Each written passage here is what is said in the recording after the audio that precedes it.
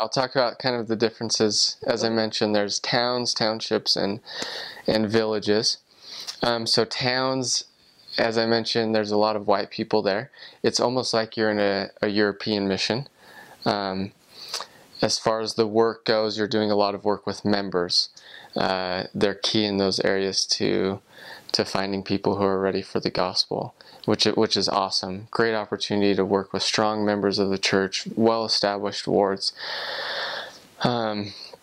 In townships, the church is still fairly young in those areas, but it's growing like crazy. So you have a lot of baptisms in those areas. A lot of the areas are very excited. You have a lot of new converts, and so it's kind of growing in it. You feel kind of that excitement of the work. So you're teaching a lot of people, still working with members, teaching their friends. You can find a lot of people on the streets tracting, those kind of things. And so for myself, I served in 2 townships, and then a village, and then a town. Yeah, so cultures are very different. You have kind of a European culture in the towns. Afrikaans are the people the Dutch people who came to South Africa. And so they have a very European culture. I love it.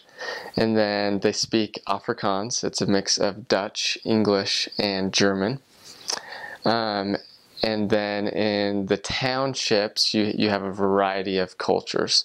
So depending on what area you are in the mission, you kind of have different cultures in those townships. Closer to Johannesburg, it's a mix of different tribes and cultures. But as you get further away from Johannesburg, the townships are more kind of specific, one culture to each township. So kind of the 3 general cultures in townships. You have not Lesotho,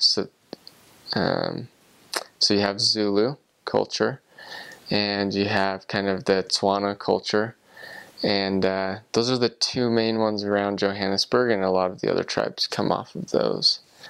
So those are some of the main differences between towns, townships, villages.